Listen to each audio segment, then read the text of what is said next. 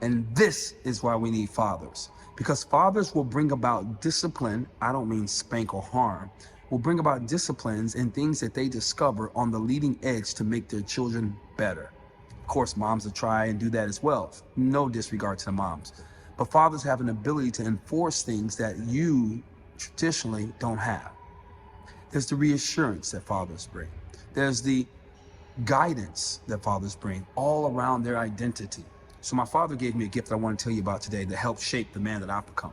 This is the greatest gift he's ever given me. The gift is books. I was going to say something else, but he gave me the gift of books. Technically, he gave me the gift of leadership. And when I say leadership, I'm referring to actual books, seminars, CDs, tapes as our normal diet for mental development. Now, that might sound interesting, or like, well, of course people do that. No. Let me paint the picture for you. Hey, Dad. What's up, son? What are we getting ready to do? We're going to Tennessee. Why are we going to Tennessee, Dad? Because there's a seminar. A seminar? Yeah, we got a seminar. People are going to be speaking. You'll be in the room. Mom's going to take you guys to go play in the pool. And this is your vacation. Huh? What, Dad? Yeah, this is your vacation. Myrtle Beach, Tennessee, Michigan. Wherever it was, Papa took us. I hated it. I hated it. We got to see people. They were nice. Had some flashy rings. Then, I don't remember who it was. Might have been Ron and Toby Hale. They spent time talking with me a little bit, telling me how great my father was, and helping me understand that what he's up to would change my life forever, and that I should be really proud of him. So I started to just kind of look a little bit deeper. But not only did we have to go to these seminars for vacation, because that's the time we had available, but we would also have to start reading books.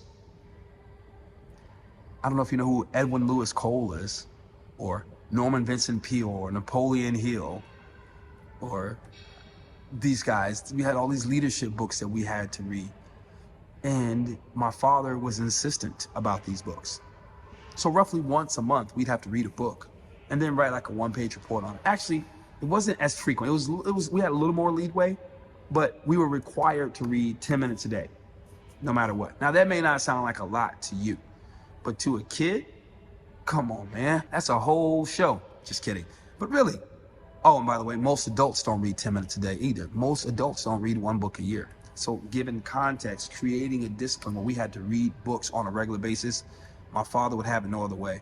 But they were not just nice books. They were books that expanded our mind around who we are. Topics like money. I remember reading Rich Dad, Poor Dad, hating it because it was a foreign language to me. But you know what it did? It started awakening terms inside of me. I didn't do a whole lot with it, but it started I started memorizing information. Oh, ESBI quadrant. I want to be in the BI. But S is cool. Wait a minute, S is not that cool, because S is just, you basically bought yourself a job. Because if you're not there, you still don't make money. So that stuff started impacting me, not so much back then, but it had me slowly awakening to these things. One of my favorite books, which I didn't even realize, I think it was modeled more than it was read, was How to Win Friends and Influence People. Someone special in my life was recently like, you are that book. She's like, every time I pick it up, I see you. That's a huge compliment to the work and the gift that my father gave me. Why? Because that book allows me to go anywhere in the world and know how to win friends and influence people. Well, that's a huge skill. It's a huge skill, because if you're going to be up to life on your terms, your dreams, your desires, not just get a job and go to work for somebody else. Again, it's not bad, because if it fits in alignment with what you do, if you make rocket ships, go work with NASA or Elon, right? It makes sense. But if that's not who you are and you're doing it because that's what's available, then that's not necessarily the best pathway. And so having these tools, these books, the expansion created space for me to say, I can. Even though I was nervous, ridiculously insecure, suffered from abandonment, bad. Not outwardly, inwardly. Books like these were placed in my life at 12, 13, 14 years old. We were required to read them, required to talk about them, occasionally write a little one-page paragraph on them. And this was non-stop. It gets worse. My father also probably played the car radio when we were in the car together twice a year. Out of 365 days in 66 in a leap year, maybe 2 to 3 times.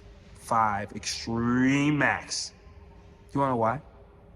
Because he was always putting in tapes and CDs. Our trunk was filled with cassette tapes and CDs of people telling their story about how they pursued their dreams, how they had to sometimes make ridiculous sacrifices.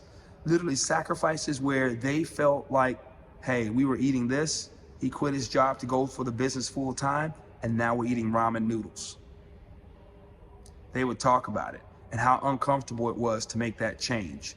And they would cry and say, but we just kept believing in what we were up to. We just kept, as they would say, drawing the circles, which is a business term that they use, meaning that they would go out and do the work no matter what. Whether there was a result or not a result, they did the work. They put the time in consistently. And so you would hear these people tell their story, and it sounds bad, believe me, oh my God. It'd make you go, do you really want, I don't want to do that. That's what my dad's doing every evening? Really? Ugh. But then at some point in the CD, something would click in their life. They would hear words from somebody, an encouraging word, or somebody would say yes, and then it would be like a domino effect, and they would go up a level. And they were like, oh my God, it's starting to happen. And then sometimes it get rough. But ultimately, the only people that got to be on these tapes and CDs were the ones who moved past that level into what they call diamond. These were people who were making, I don't know, minimum $7,000 to $10,000 a month, probably a lot more than that. Actually, if I'm not mistaken, it was closer to 15 to 20, but who cares?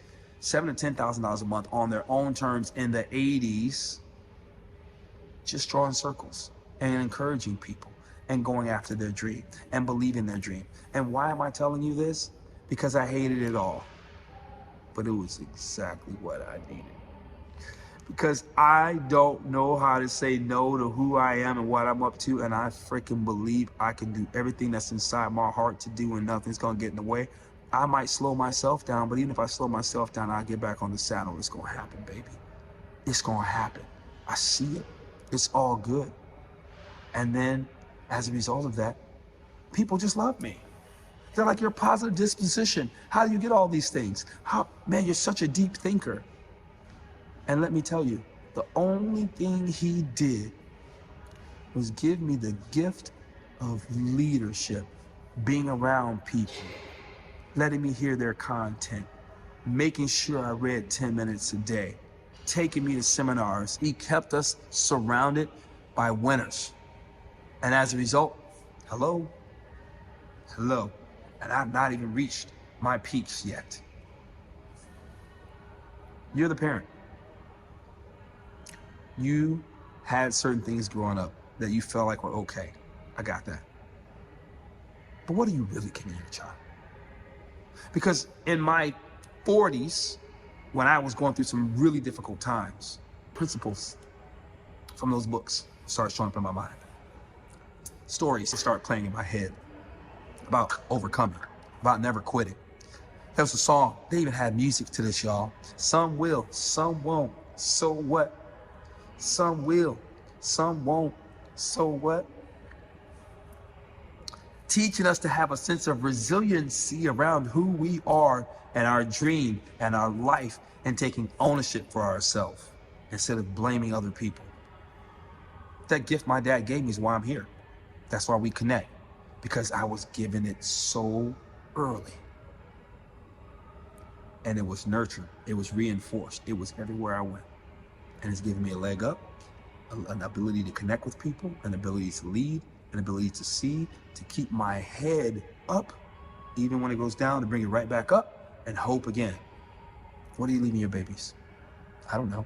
But we're going to talk about this kind of stuff and more at my free VIP group. Click that link below. Come join me. It's going to be fun. Well, it is fun. Also, subscribe. Comment below, what are your thoughts on that? What did your parents leave you? And like and share with people that you love. Thank you.